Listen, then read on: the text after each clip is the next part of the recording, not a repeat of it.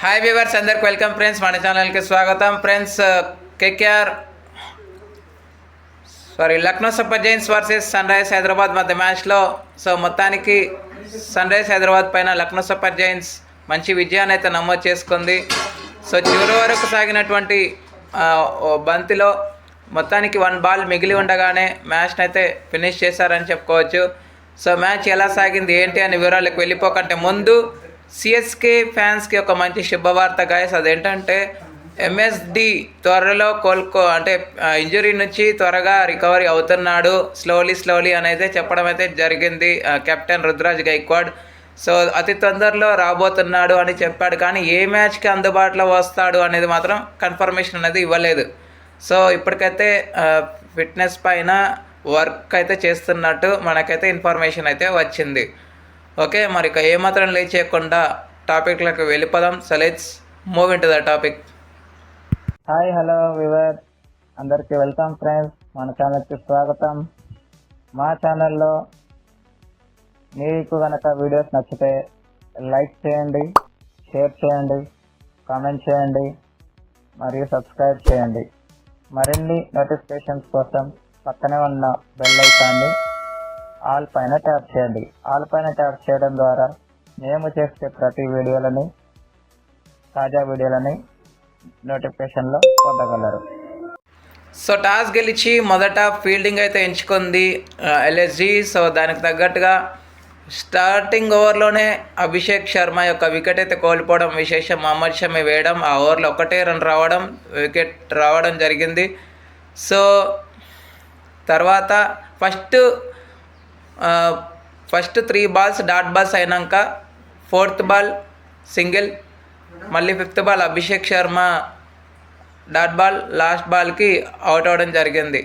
అంటే దీంట్లో 5 డాట్స్ అయితే వేయడం జరిగింది. తర్వాత నుంచి ట్రావిస్ హెడ్ అదేవిధంగా ఇషాన్ కిషన్ ప్రారంభించారు ఇన్నింగ్స్ని. ట్రావిస్ హెడ్ ఈసారి త్వరగానే వెళ్ళిపోవడం అయితే జరిగింది 7 రన్స్కి. ఆయన వికెట్ కూడా మహమ్మద్ షమియే తీసుకోవడం విశేషం. 2 for 9 అంటే 9 రన్స్ ఇచ్చి 2 వికెట్స్ అయితే తీసుకోవడం సూపర్ అని చెప్పుకోవచ్చు. అక్కడ నుంచి మళ్ళీ పార్ట్నర్షిప్ బిల్డ్ అయ్యే స్థితికి వచ్చినప్పటికీ అంత తొందరగా అయితే పార్ట్నర్షిప్స్ అనేవి బిల్డ్ అవ్వలేదు. ఎందుకంటే క్రూషియల్ స్టేజ్లో 2 వికెట్స్ కూడా కోల్పోవడం జరిగింది. ఇషాన్ కిషన్ 12 రన్స్ వేయడం, ఆ తర్వాత మిగతా వికెట్ కూడా కోల్పోవడం జరిగింది. అయితే 26కే 4 వికెట్స్ కోల్పోయిన తర్వాత నితీష్ కుమార్ రెడ్డి అదేవిధంగా అండిష్ క్లాసన్ ఇద్దరు కలిసి క్లోజ్ టు 70+ పార్ట్నర్షిప్ అయితే నెలకొల్పారు. అయితే ఈ పార్ట్నర్షిప్ వచ్చిన తర్వాత 100+ పార్ట్నర్షిప్ నెలకొల్పారు. ఎందుకంటే 26 దగ్గర వికెట్ పడిన తర్వాత 4 వికెట్స్ పడిన తర్వాత మిగతా 4 వికెట్స్ అనేవి చాలా లేటుగా పడ్డాయని చెప్పుకోవచ్చు. 17th ఓవర్లో మొమెంటం అనేది ఎల్ఎస్జి వైపు రావడం విశేషం. క్లోజ్ టు 110 పార్ట్నర్షిప్ వేసుకోండి.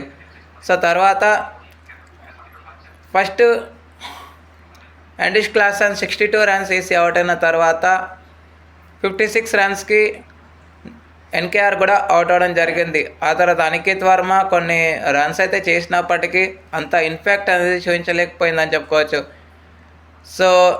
టోటల్గా 156కే రిస్ట్రిక్ట్ చేయగలిగింది. స్ట్రోక్ మేకింగ్కి అంత ఈజీగా లేదని చెప్పుకోవచ్చు పిచ్ మాత్రం, ఎందుకంటే స్లోవర్ సైడ్ ఉంది అండ్ స్పిన్ ఫాస్ట్ బౌలర్స్కి మంచిగా హెల్ప్ అయితే దొరుకుతుంది. కాబట్టి స్ట్రోక్ మేకింగ్కి అంత ఈజీగా లేదు. అప్లై చేస్తేనే ఈ రన్స్ అనేవి ఉన్నాయి. దానికి ఎగ్జాంపుల్ ఎన్కేఆర్ వర్సెస్ క్లాసన్, ఈ పార్ట్నర్షిప్పే మెయిన్ ఎగ్జాంపుల్. టోటల్గా 9 వికెట్స్కి 156 రన్స్ అయితే స్కోర్ చేయగలిగింది ఎస్ఆర్హెచ్. వికెట్స్ కనుక చూస్తే మహమ్మద్ షమి మనం పైన చెప్పుకున్నాము 9 రన్స్ ఇచ్చి 2 వికెట్స్ తీసుకున్నాడని.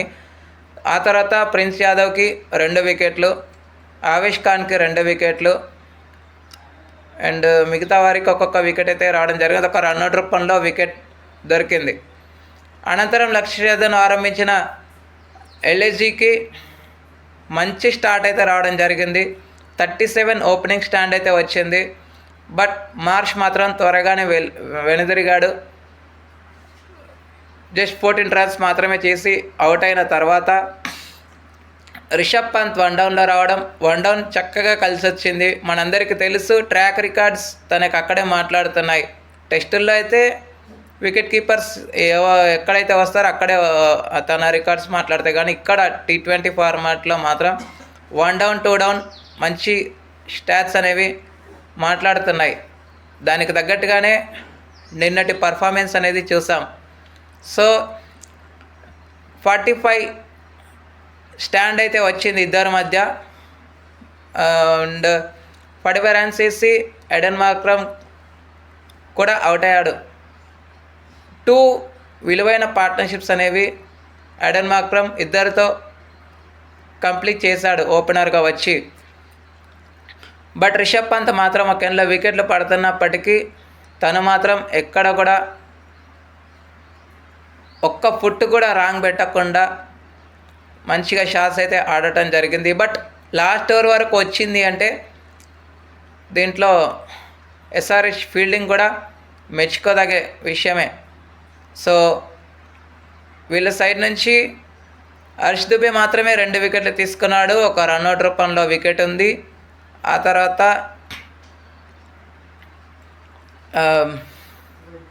మిగతా వారికి నిషాన్ మలింగాకి ఒక వికెట్ దొరికింది.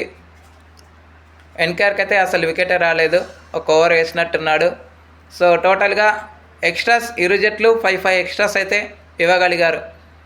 ఓకే ఫ్రెండ్స్, ఇక player of the match award అయితే నో డౌట్ నో సర్ప్రైజ్ మంచిగా ఎకనామికల్గా వేసినటువంటి మొహమ్మద్ షమీకి player of the match award అయితే రావడం జరిగింది. రిషబ్ పంత్ 68 అన్బిటెన్ 68 అని చెప్పుకోవచ్చు నిన్నటి మ్యాచ్లో. ఓకే ఫ్రెండ్స్, ఇక లక్నో ఒక మ్యాచ్ ఓడిపోయి ఒక మ్యాచ్ గెలిచింది కాబట్టి సో మంచి బూస్టప్ అనేది చెప్పుకోవచ్చు ముందు రానున్న మ్యాచెస్లో. అండ్ నిన్న విఘ్నేష్ రాతి ఉండడం, విఘ్నేష్ రాతికి కూడా వికెట్ అయితే దొరికింది కాబట్టి సో విఘ్నేష్ రాతి ముందున్న మ్యాచెస్లో తనని చాలా వరకు యూటిలైజ్ చేసుకోవాలి ఎల్ఎస్జి. ఇన్ఫ్యాక్ట్ సబ్గా కానీ లేకపోతే ప్లేయింగ్ లెవెల్లో పెట్టుకున్నా కానీ, ఒకవేళ ఇన్ఫ్యాక్ట్ సబ్గా ఎవరినన్నా తీసుకోవాలన్న ఆలోచన వచ్చినా కానీ విఘ్నేష్ రాతిని మాత్రం తీసుకోవాల్సిందే, తప్పదు. సో తను రన్స్ ఇస్తాడు కాదనట్లేదు, కానీ ఎంత అయితే రన్స్ ఇస్తాడో అంతే మంచిగా వికెట్స్ కూడా తీసుకుంటాడు. వికెట్ టేకింగ్ ఎబిలిటీ ఉన్న క్యాపబిలిటీ ఉన్న బౌలర్ కాబట్టి సో మరి ఈ క్యాంపెయిన్ ఇలాగే కొనసాగాలి అంటే ఖచ్చితంగా వికెట్ టేకింగ్ బౌలర్స్ అనేవాళ్ళు ఉండటం అనివార్యం. Okay friends, thank you. ఇలాంటి అప్డేట్స్ కోసం ఛానల్ని సబ్స్క్రైబ్, షేర్, కమెంట్ చేయండి. మరొక అప్డేట్తో మీ ముందు ఉంటాను ఫ్రెండ్స్. అంతవరకు సెలవు, నమస్కారం.